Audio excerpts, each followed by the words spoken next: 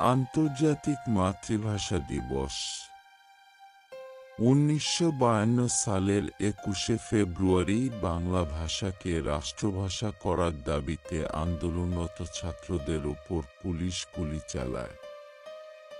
এতে সালাম, রফিক, বরকত, জব্বার সহ আরও অনেকে শহীদ হন।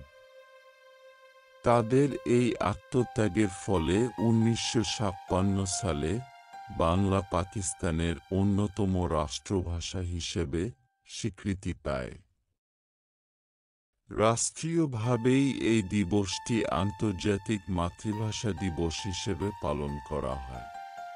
তারই ধারাবাহিকতায় রায়টুটি আদর্শ প্রি-ক্যাডেট স্কুলের পক্ষ থেকে শিক্ষার্থীরা ২১শে স্মরণে প্রতি বছরের ন্যায় এই বছরও বর্ণাঢ্য প্রভাত ফেরিতে শহীদ মিনারে শহীদের স্মরণে ফুলেল শ্রদ্ধাঞ্জলি প্রদান করা হয়।